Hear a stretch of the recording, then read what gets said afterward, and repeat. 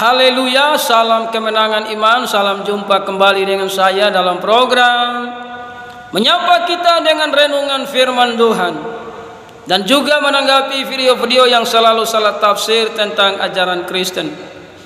Sebelum saya lanjutkan, jangan lupa tekan tombol subscribe, like dan berikan komentar-komentar yang baik. Sobat-sobat yang saya kasihi di dalam Yesus, di dalam Alkitab baik perjanjian lama dan perjanjian baru selalu ada kata Tuhan Allah.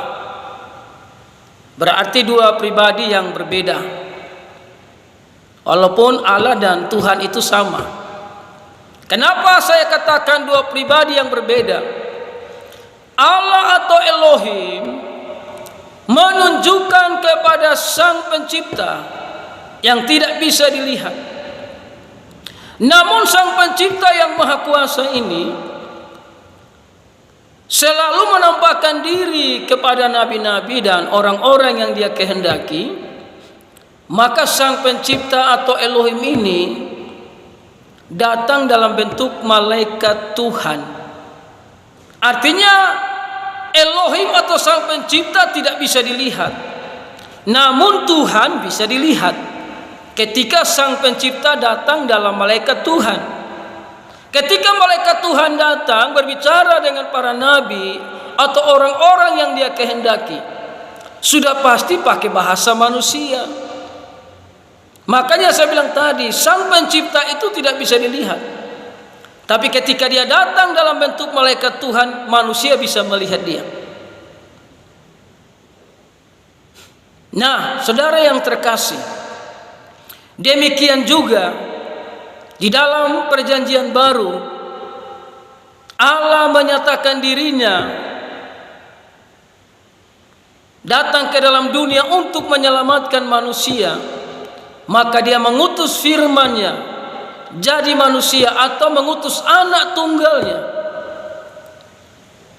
Sudah pasti dalam bentuk manusia, berbicara dalam bahasa manusia, dan mengerjakan karya keselamatan agar setiap orang yang percaya kepadanya tidak binasa, melainkan beroleh hidup yang kekal. Sebelum saya lanjutkan, kita saksikan sebuah rekaman video.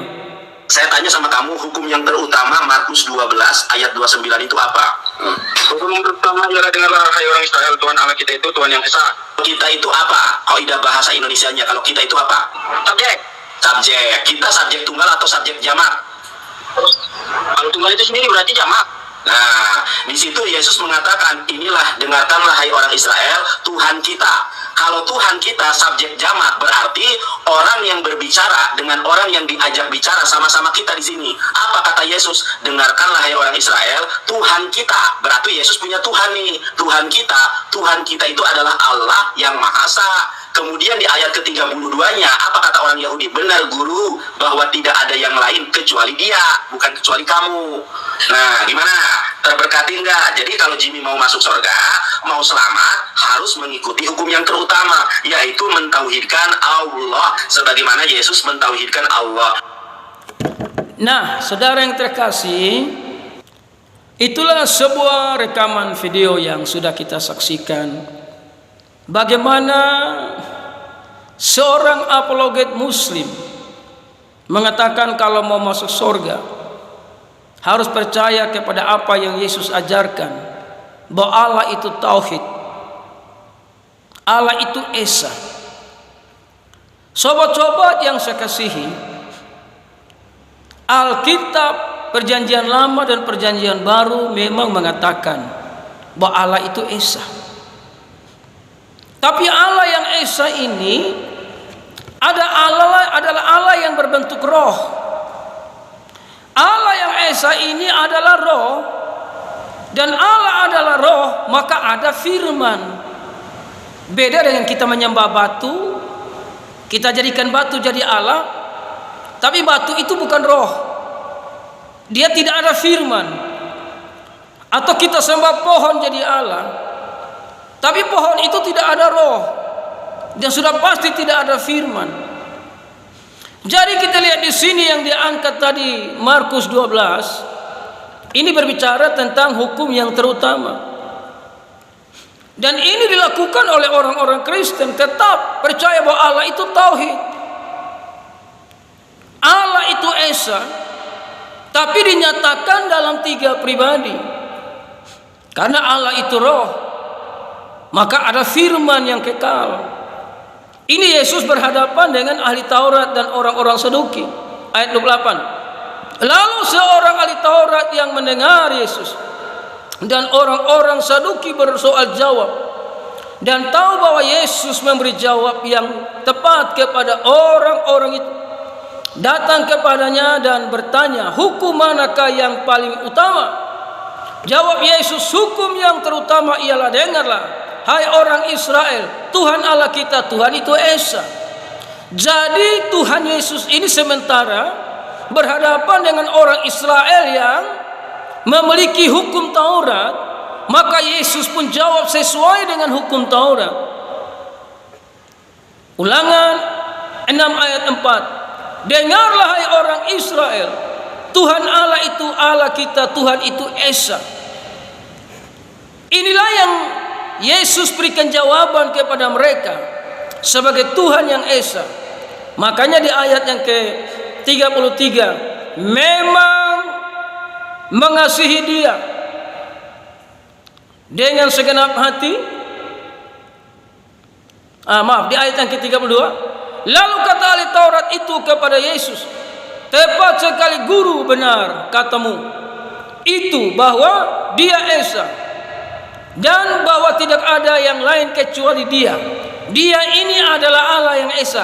Dia ini adalah firman, adalah roh, adalah Bapa. Jadi di dalam Dia atau di dalam Allah yang esa itu sudah ada firman. Firman yang berinkarnasi jadi manusia. Makanya manusia ini ngomong kepada bangsa Israel, tidak ada yang lain kecuali Dia. Dia itu berbicara kepada firman, berbicara kepada roh, berbicara kepada Bapa yang adalah satu pribadi, tapi dinyatakan dalam 3 pribadi. Nah, saudara yang terkasih, makanya Ulangan 4 ayat 35, engkau diberi melihat untuk mengetahui bahwa Tuhan Allah, tidak ada yang lain kecuali Dia. Jadi Allah itu tidak bisa dilihat, Sang Pencipta tidak bisa dilihat. Tapi ketika Dia datang dalam bentuk malaikat Tuhan, maka orang bisa melihat Dia. Itulah Allah yang ajaib. Nah, Yesus mengajarkan ini. Saudara yang terkasih di dalam Tuhan Yesus,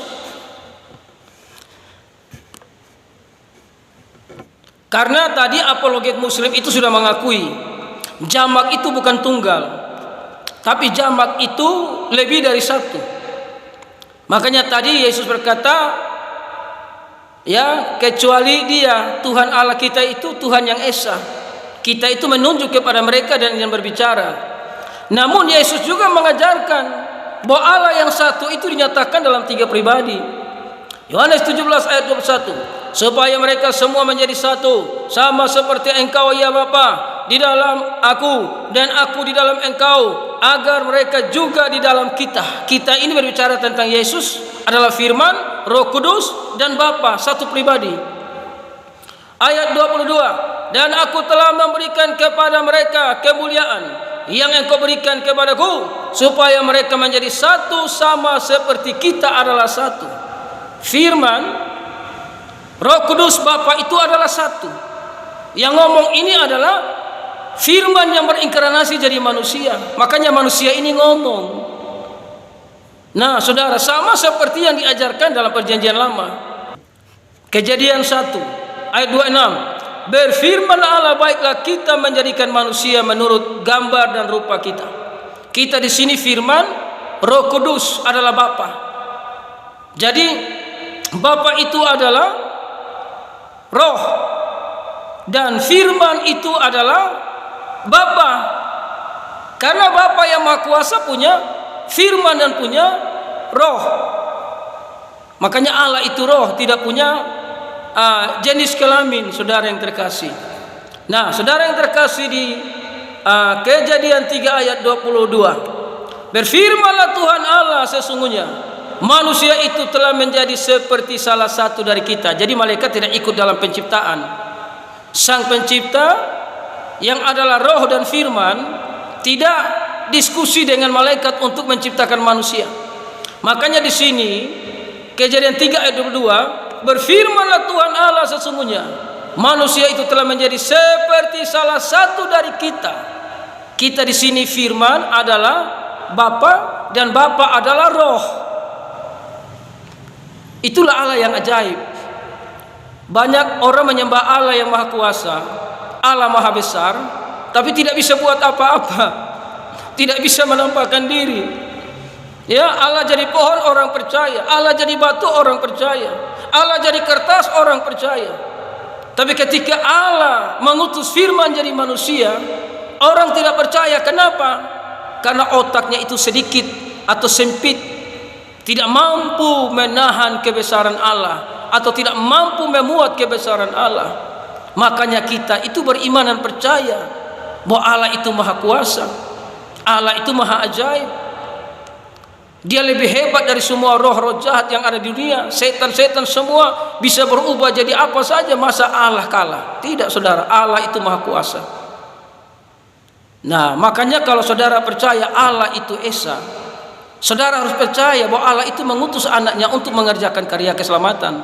Siapa yang percaya kepadanya tidak binasa, melainkan beroleh hidup yang kekal.